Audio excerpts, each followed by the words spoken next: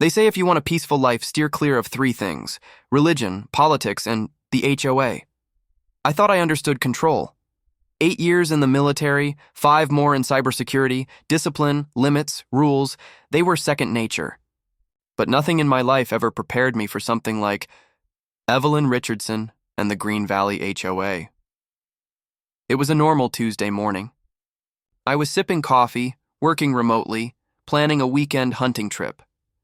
Then came a knock at the door. Not urgent, not polite, just steady, forceful. The kind of knock you'd expect from a tax officer about to seize your property. I opened the door and saw Evelyn standing there. Navy blazer, bob cut so perfect it looked digitally rendered, holding an off-white envelope. "Good morning, Mr. Holloway," she smiled. The kind of smile that looked more like a mask than any real emotion. "I regret to inform you that you've violated Clause 4.7 of the Green Valley Resident Handbook, engaging in cruel hunting practices on protected grounds. You're being fined $5,000 effective immediately." I stared at her. I thought I misheard. "Excuse me?" I asked. "Are you talking about last week's hunting trip?" "Yes," Evelyn nodded. "We have images. A deer was killed. Highly upsetting. Completely against our community's environmental standards." It took everything in me not to laugh in her face.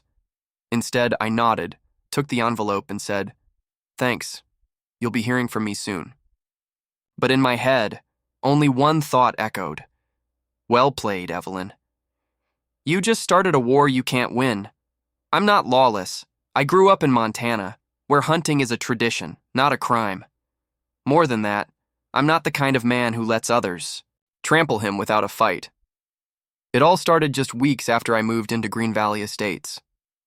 A model neighborhood with white fences, manicured lawns, and $450 HOA dues per quarter, worth every penny, as the smooth-talking real estate agent had promised. What they didn't tell me was that this place was run like a tiny dictatorship. Led by Evelyn Richardson, HOA president and self-proclaimed queen of compliance, always going on about community standards and landscape harmony. The first time I met her, I'd only been moved in for 2 weeks. She showed up at my door with a welcome basket, which had more bolded bylaws than actual welcome items. I politely thanked her, but I've dealt with Evelyn types before. People who believe the rules they write are divine law. So I stayed. Quiet. Paid my dues on time, mowed the lawn to the HOA mandated 6-inch height, skipped every board meeting. I didn't come here to stir the pot. I came for peace. But that peace was shattered the moment I dared to hunt a deer on land that wasn't even under HOA jurisdiction with full permission from the rightful owner. So what happened? One afternoon, I discovered a stunning patch of woods bordering Green Valley. I checked the county records and found it belonged to an elderly man named Frank Williams, lived in Florida, hadn't set foot there in over a decade. I reached out. He agreed immediately. "As long as you respect nature, go for it," he said. "Send me a pic if you get a good buck." And I did. I took down a beautiful 8-point buck in that forest, but within days, Evelyn showed up at the tree line screaming, snapping photos, and 3 days later hit me with a $5,000 fine for animal cruelty in an HOA nature preserve.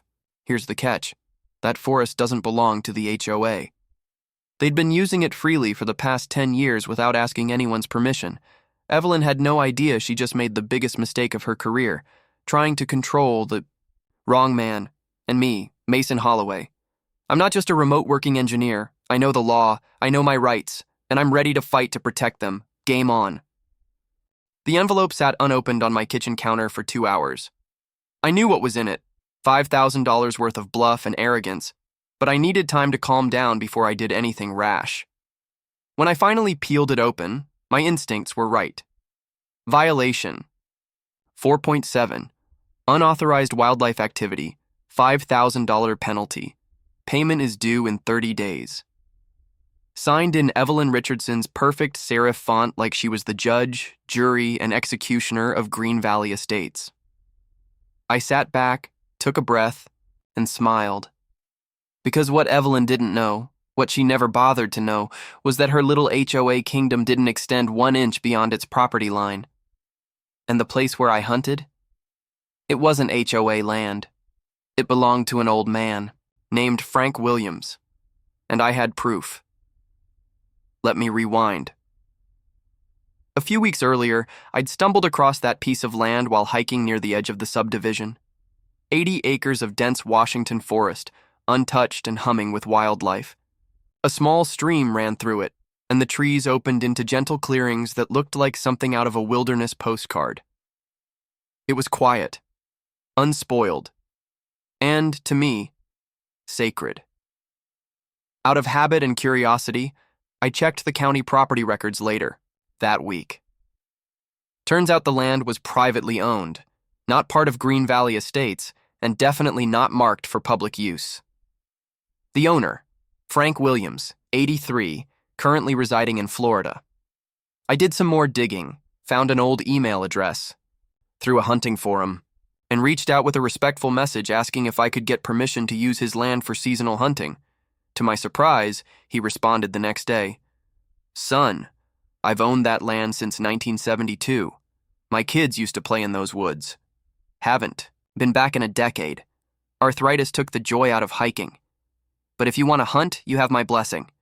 Just be safe and send me a photo if you bag a good buck." His warmth was genuine, and his words stayed with me. There was something poetic about being the first person in years to walk those woods with a purpose. I scouted the area over 2 weekends, set up a simple deer stand, and waited patiently for the season to open. And then, on a crisp November morning just after dawn, I made a clean shot on a majestic 8-point buck. It dropped instantly in a clearing Frank had described as the honey hole. As I knelt down to begin field dressing, I heard chatter coming from one of the trails behind me. At first I thought it might be another hunter, but what came through the trees was far worse. Evelyn Richardson, leading a pack of yoga moms in $300 leggings and Patagonia jackets, all power walking and gossiping like they were on a nature-themed brunch date. Evelyn saw the deer, saw the blood, and her face twisted into a mask of horror and righteous indignation. "Oh my God. What are you doing?" she shrieked, scrambling for her phone like I'd just murdered a child in front of her. Before I could even open my mouth, the flashes started. Her friends gasped and murmured behind her, and Evelyn declared in full voice, "This is barbaric. This is Green Valley land, protected land. You're trespassing and hunting. You'll pay for this, Mr. Holloway." I calmly told her I had permission from the landowner. She scoffed. "We manage these trails," she said, gesturing vaguely to the trees like she'd planted them herself. "Hunting is strictly prohibited." And that's when I realized something much bigger was happening. Evelyn didn't just want to control my lawn or my mailbox color. She wanted to control the narrative. She thought that if enough people believed the land belonged to Green Valley, then it would just become true. But I had news for her. That trail they walked every morning, it wasn't theirs. Those benches they sat on to sip cucumber water, not theirs. The bird feeders nailed to the trees, still not theirs. They had been trespassing for years on someone else's land, and the only reason they'd gotten away with it was because no one had ever stood up and said no. Until now. 3 days after our forest encounter, I came home to the envelope on my door. And that's when it all clicked. The fine, the public humiliation, the photos.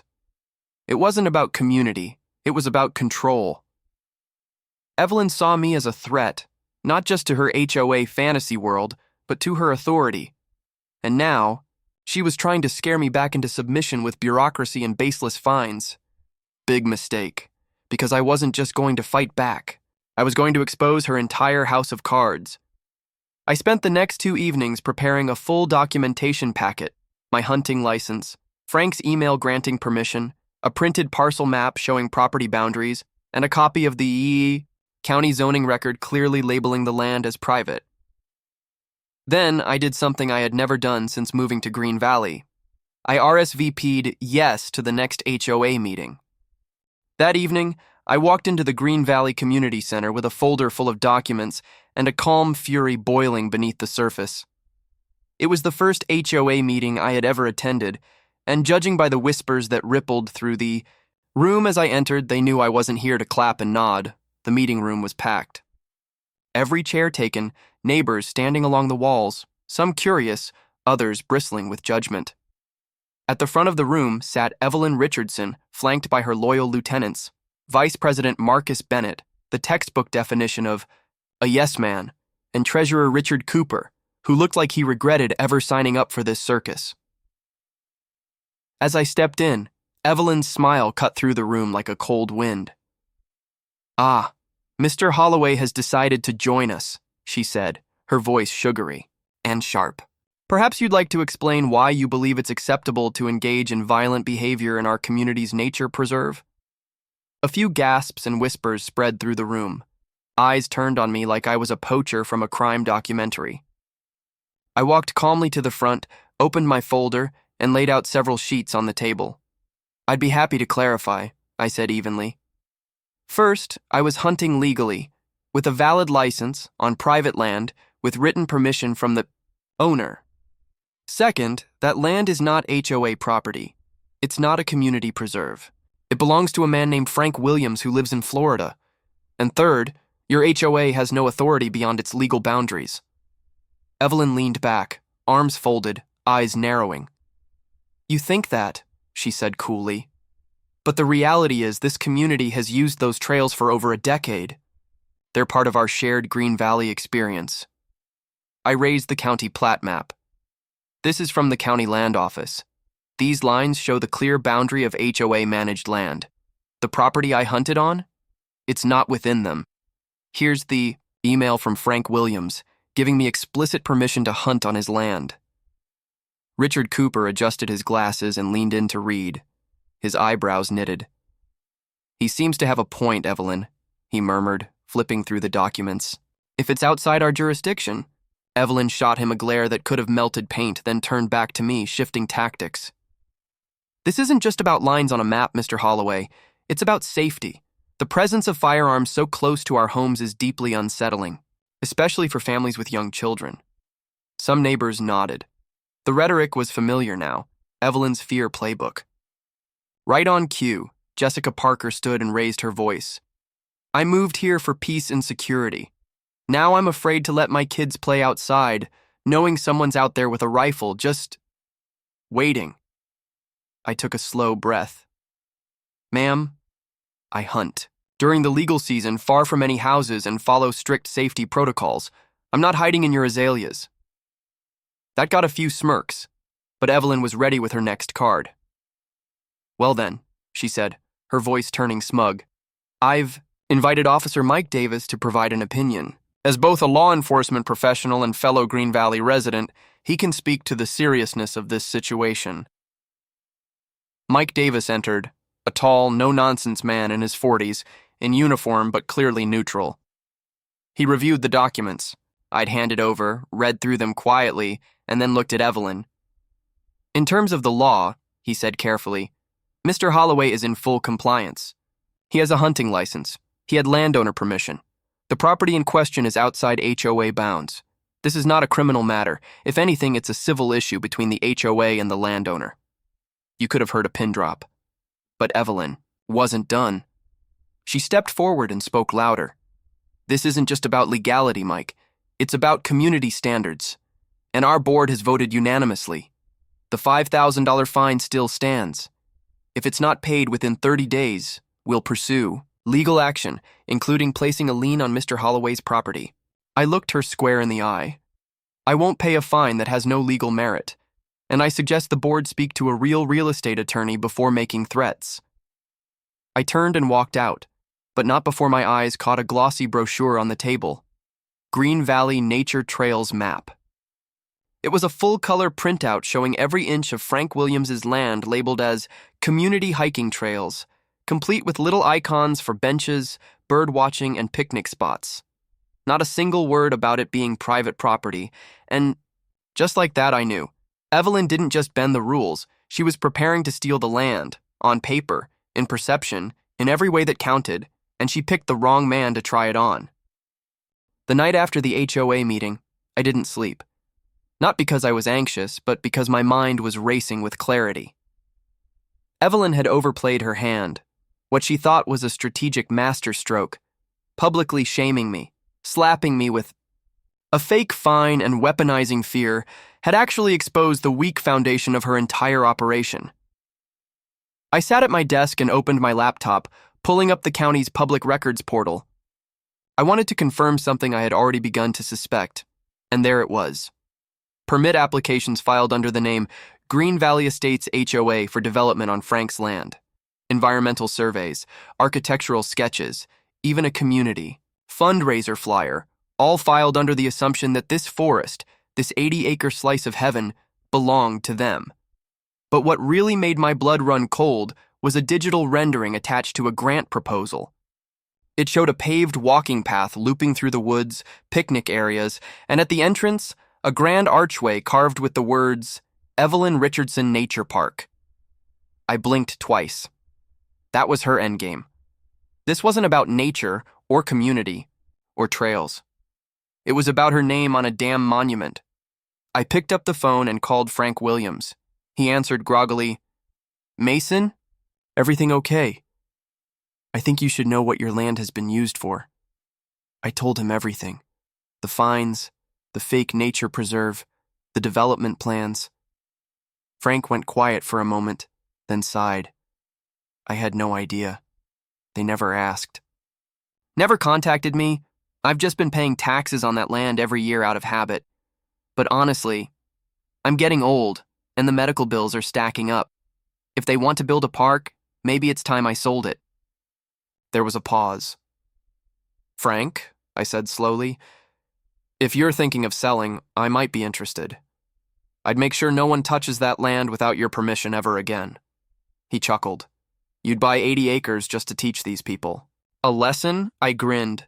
"Not just to teach them a lesson, to protect it. And to remind Evelyn that land isn't just something you decorate with signs bearing your name." The next morning, I called Amanda Lewis, a real estate attorney, a colleague of mine once described as a pit bull in heels. After hearing my story and reviewing the files I sent, her voice dropped an octave. "This is borderline fraud," she said. "They've applied for permits and held fundraisers for a project on land they don't own. And if you're serious about buying it, I'll make sure every dot and comma is airtight." Over the next few days, while Evelyn ramped up her quiet smear campaign, anonymous notes left on my windshield, neighbors suddenly ignoring my greetings, I was silently working with Amanda and Frank to close the deal. The asking price started at $800,000. Steep. But after a few honest conversations, Frank agreed to $750,000. That was nearly all of my savings, plus a chunk of inheritance I had tucked away. But it felt right. Like this wasn't just a purchase, it was a reclaiming of power. A line in the sand. Meanwhile, the harassment continued. I received new notices from the HOA, one for trash bins left visible after collection. They were moved within 20 minutes.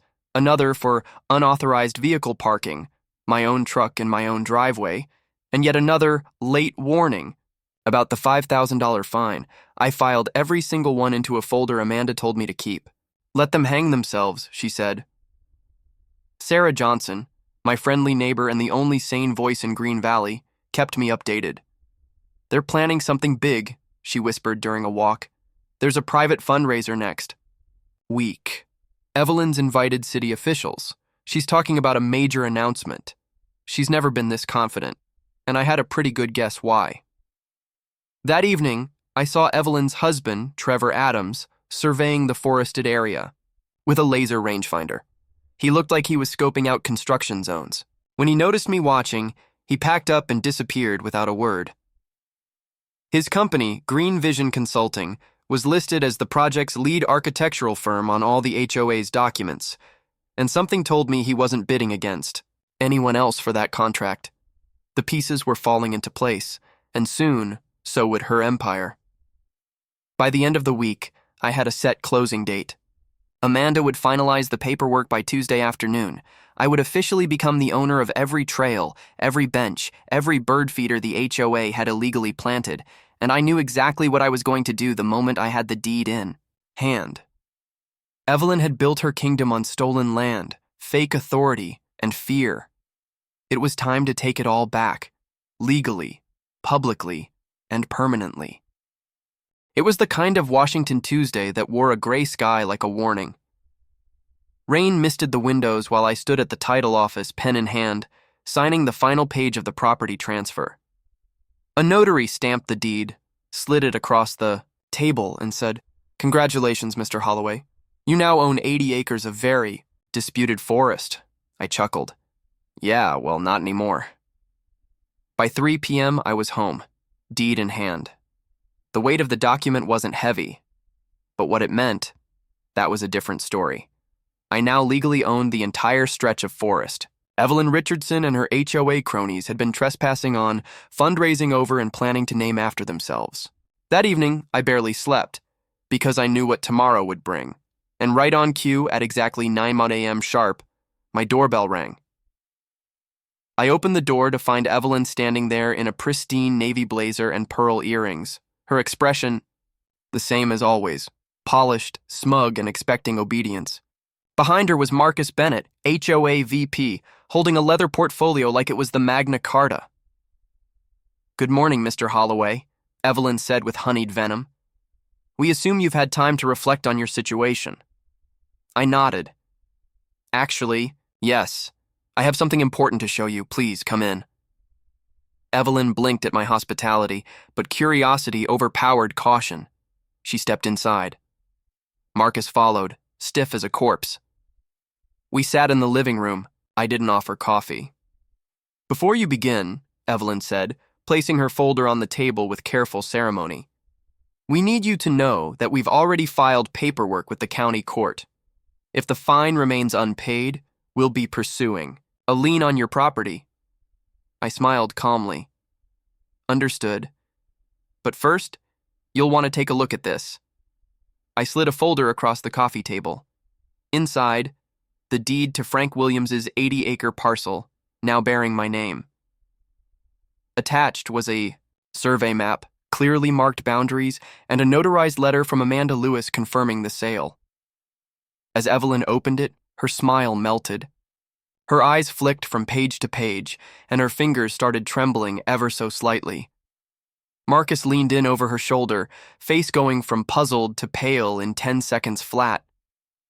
This can't be right," Evelyn muttered. "Oh, it's right," I said, leaning back. "As of yesterday afternoon, I'm the legal owner of the land your HOA's been using as a personal playground. Every trail, bench, and bird feeder, it's all on my land." She scrambled for an argument. "We've used those trails for over a decade. That gives us established usage rights."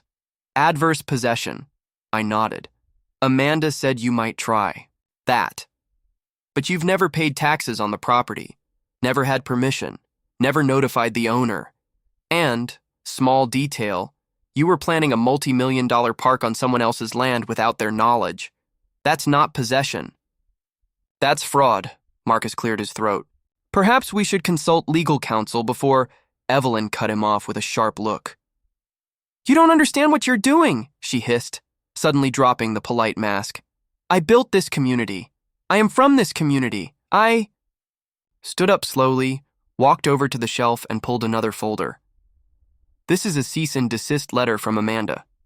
As legal owner, I am ordering the HOA to immediately halt all activities on my land. That includes the trails, benches, feeders, and especially the park development. You have 7 days to remove all unauthorized installations. After that, I'll be contacting the sheriff." Evelyn shot to her feet, her voice cracking with rage. "You have no idea who you're dealing with." I met her glare with complete calm. "I do. That's why I'm handling you legally." She stormed out. Marcus hesitated for a beat, then followed, avoiding eye contact. Through the window, I watched her march across the street, likely headed to Jessica Parker's place to regroup. Less than an hour later, I got a text from Sarah, "Emergency HO meeting tonight. You broke the internet. Evelyn is losing it." I spent the afternoon preparing. I installed new no trespassing signs around the forest perimeter and scheduled a contractor to begin placing posts and fencing. The land was now legally mine, and I wanted the world to know it.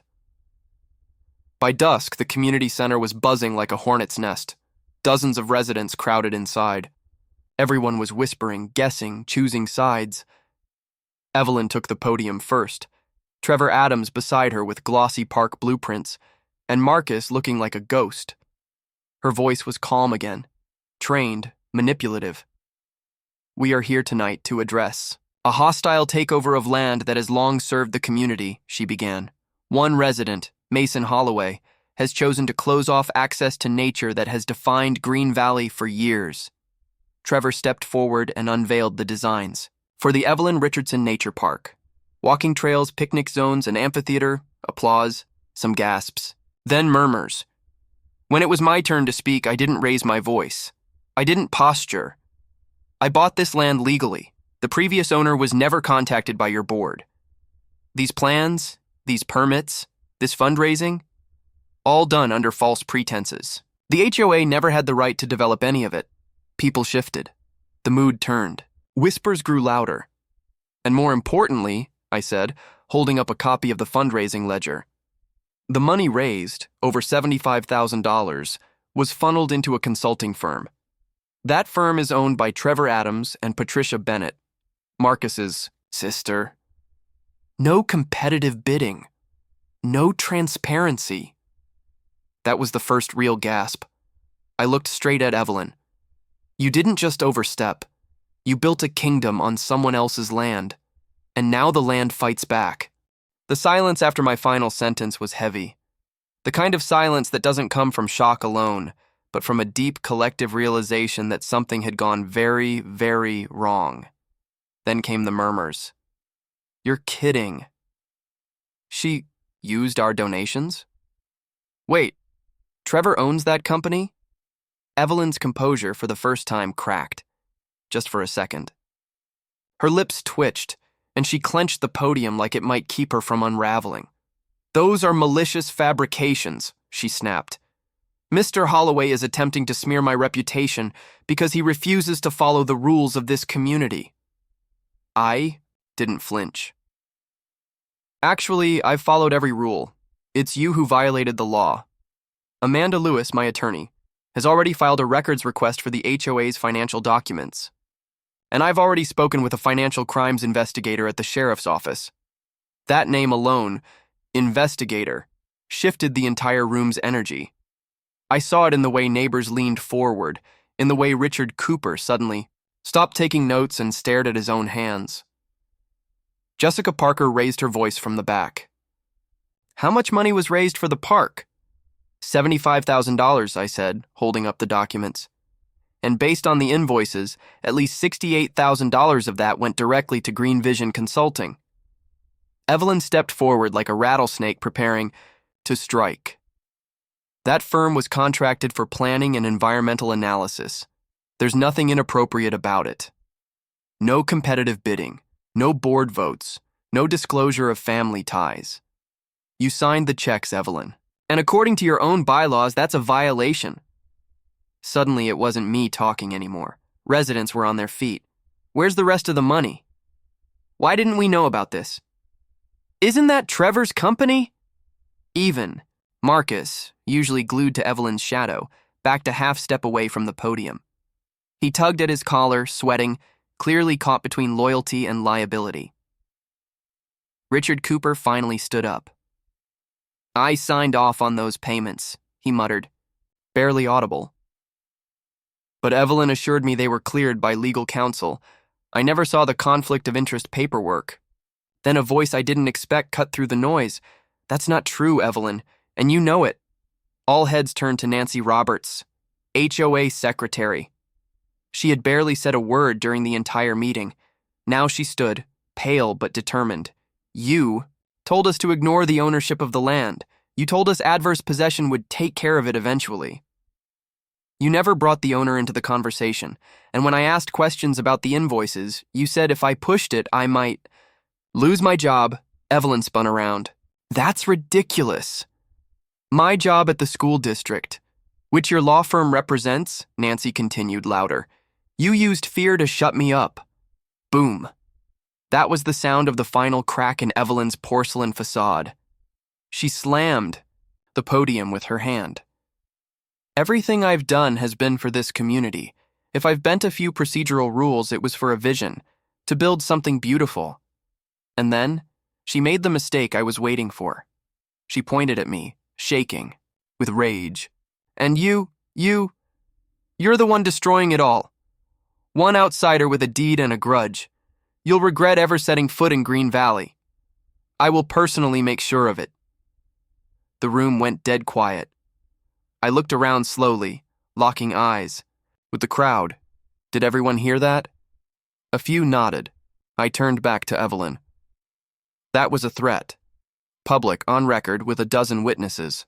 From the back of the room, 2 people stepped forward quietly. Detective Alex Morgan and Deputy District Attorney William Hayes. They'd arrived 15 minutes earlier and had been listening to everything. Hayes raised his voice just enough. In light of the allegations and ongoing investigation, he said, we'd advise the Green Valley Estates HOA to consider appointing interim leadership, effective immediately. Evelyn's face went ghost white. I will not step down, she snapped. I built this from nothing. These accusations are defamatory, and I'll sue every person in this room if I have to. Then she stormed out, Trevor and Marcus scrambling behind her. As the door slammed shut, a collective sigh filled the room. A few people clapped, slow, uncertain at first, but growing. Sarah appeared at my side, smiling. You just dropped a bomb on a 10-year dictatorship. No, I said quietly. I just lit the fuse. The explosion's coming next. I thought the explosion would take days. I was wrong. It only took 36 hours. The morning after the emergency HOA meeting, I woke to a string of messages. Neighbors who had never spoken to me were texting apologies.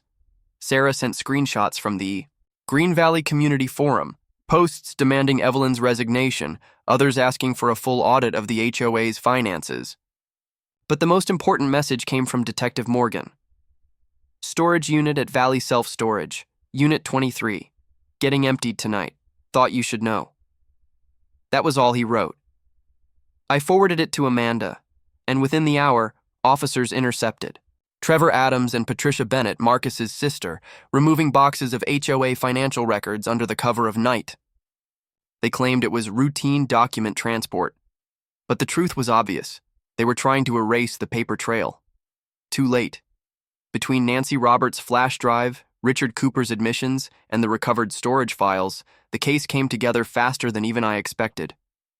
And when Emily Chen's article hit the Valley Chronicle front page, complete with photos, financial charts, and quotes from Frank Williams himself, it was game over. The headline was brutal. HOA Empire Built on Fraud. How Green Valley's leaders stole land, money, and trust. By midweek, the district attorney filed official charges: wire fraud, embezzlement, conflict of interest, and abuse of position. Evelyn, Trevor, and Patricia were all named. Marcus wasn't charged, but he resigned quietly before the ink was dry. The HOA board was dissolved by emergency vote. Sarah Johnson, my cookie-baking, kindergarten-teaching neighbor, was named interim president. Her first act? Hiring an independent auditor. Her second? A formal public apology. I'm sorry we let this happen, she said, standing in the same meeting room Evelyn used to dominate. I'm sorry to Mason. I'm sorry to Frank Williams. And I'm sorry to every resident who donated in good faith. And for the first time since I moved to Green Valley, I saw something I hadn't seen in years: humility. Meanwhile, I kept my promise. I didn't just fence off the forest and gloat. I worked with Amanda to designate the front portion of my land as a conservation trail, with proper insurance, permits, and community input. I called it the Frank Williams Memorial Trail, named for the man who let me hunt in peace long before any of this happened. We built a small wooden plaque at the entrance: respect nature, respect ownership, and never let power replace integrity. It became a quiet, shady space for real hikers, not entitlement tourists. No signs with my name, no benches unless they were approved. And this time, the community asked. They didn't take. As for Evelyn, she took a plea deal. No prison time, but 10 years probation, full repayment of over $100,000 in misused funds, and a permanent ban from holding positions in any nonprofit, HOA, or public board. Trevor and Patricia got similar deals. 1 month later, they sold their house they left at night. No goodbyes, no for sale sign. Just a moving truck and the quiet shame of people who once ruled by fear and left in silence. The final HOA meeting under new leadership felt different. People laughed, they debated. No one got fined for incorrect mailbox color. When the vote came to formalize a public access agreement for the new trail, complete with liability protections, signage limits, and seasonal closures during hunting, I was stunned to see the result. Unanimous approval. Sarah grinned at me from across the room.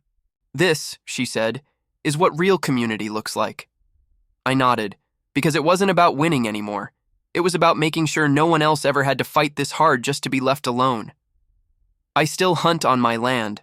The HOA still exists, but it finally works for the people, not against them. And the money Evelyn repaid?